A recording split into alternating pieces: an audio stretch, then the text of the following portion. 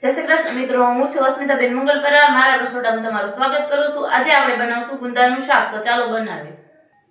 250 ગ્રામ જેટલા મેં ગુંદા લીધા છે, વરિયાળી પાવડર અને કારા મરી લીધા છે, અને ડુંગળીની ગ્રેવી અને ટમેટાની ગ્રેવી લીધી છે, આપણી લસણવાળી ચટણી અને આપણે એકદમ ફોલેલું લસણ લીધું છે, લીંબુનો રસ અને છાશ લીધી છે. હવે આપણે ગુંદા સરસ ધોઈને લૂછીને તૈયાર કરી લીધા છે. હવે આપણે ઉપરથી ડીટિયા કાઢી લેશું. આપણે બધાયમાંથી ડીટિયા કાઢી લીધા છે. હવે આપણે છરીની મદદથી આવી રીતે આપણે બે ફાડા કરીને અને બી આપણે અંદર નાખી દઈશું.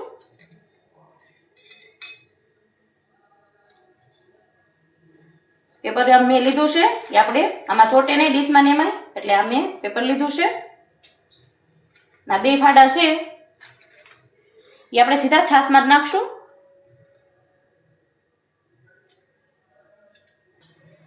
આપણે આવી રીતે ફાડા કરીને સીધા આપણે છાશમાં જ નાખતા જાવું.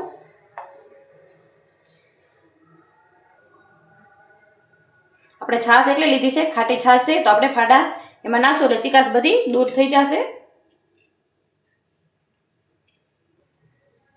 આપણે ગુંદામાંથી બધા ઠળિયા કાઢી નાખ્યા છે અને આપણે છાશમાં પલાળી દીધા છે ગુંદાના ફાડા. આપણે 15 મિનિટ માટે આપણે છાશમાં જ રહેવા દેવું. 15 મિનિટ થઈ ગઈ છે છાશમાં પલાળ્યું. આપણે હાથેથી સેજ વાર આવી રીતે આપણે કરી લઈશું. કોઈ થોડી થોડી ચીકાશ રહી ગઈ હોય તો નીકળી જાય. મેં છાશમાં પલાળ્યું હતું ત્યારે ચમચીની મદદથી 2-3 વાર ઉપર નીચે આવી રીતે કર્યું હતું, એટલે બધી ચીકાશ નીકળી જાય. અને આવી રીતે આપણે ચીકાશ બધી કાઢી લેશું. અને આ જારી કાણાવાળી લઈ લીધી છે, એમાં આપણે નાખી દઈશું.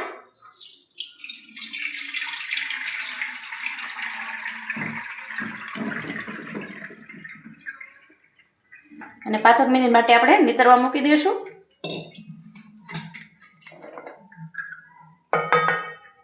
આવી રીતે આપણે કરશું એટલે છાશ હશે એ બધી નીકળી જાય ગુંદામાંથી.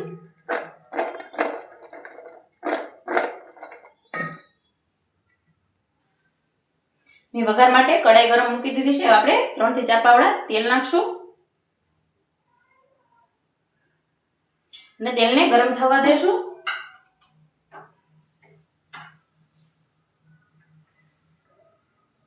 આપણે તેલ આવી ગયું છે, આપણે રાઈ જીરું એડ કરશું અને અડધી ચમચી હિંગ એડ કરશું. અડધી ચમચી ગરમ મસાલો એડ કરશું અને આપણે લસણની કળી 7 થી 8 લીધી છે એ એડ કરી દઈશું.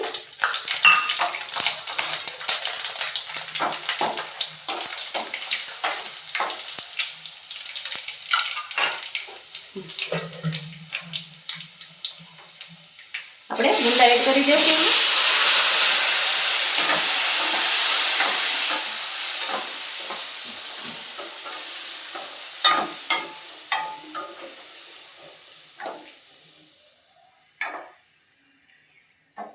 આપણે વરાળે 2 થી 3 મિનિટ આવી રીતે ચડવા દેશું.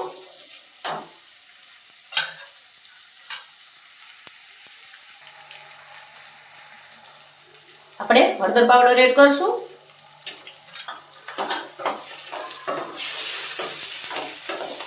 મિક્સ કરીને આપણે ઢાંકી દેશું. 5 મિનિટ માટે આપણે વરાળે બફાવા દેશું.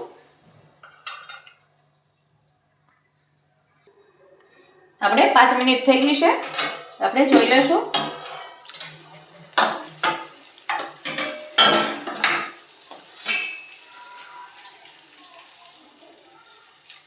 આપણા થોડા થોડા ચડી ગયા છે ગુંદા. તો આપણે ડુંગળીની ગ્રેવી નાખી દઈશું.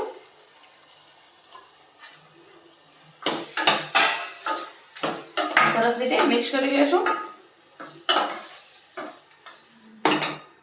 અને ટમેટાની ગ્રેવી કરી હતી એ નાખી દઈશું. હોતે બધું સરસ રીતે મિક્સ કરી લેશું.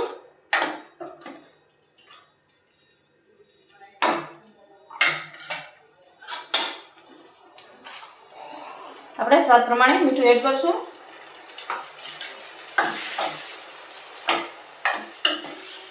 અને 2 મિનિટ માટે આપણે ચડવા દેશું.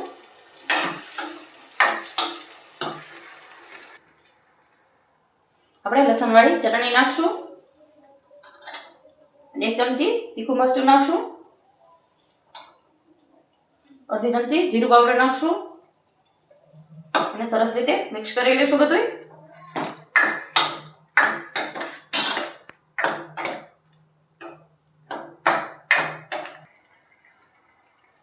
આપણે લીંબુનો રસ લીધો છે એ એડ કરી દઈશું. 1 ચમચી આપણે વરિયાળી લીધી છે એ એડ કરી દઈશું. આપણે ખાંડેલા તીખા લીધા છે એ એડ કરી દઈશું. બધું સરસ રીતે મિક્સ કરી લેશું અને 5 મિનિટ માટે આપણે ધીમા ગેસે ચડવા દેશું. બધું તેલ છૂટું પડી જાય ત્યાં સુધી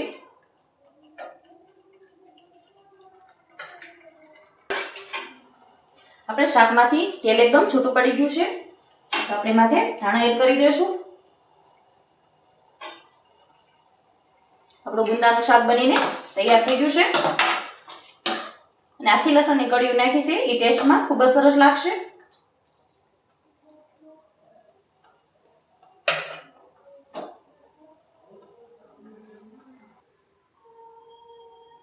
આપણું ગુંદાનું શાક બનીને તૈયાર થઈ ગયું છે.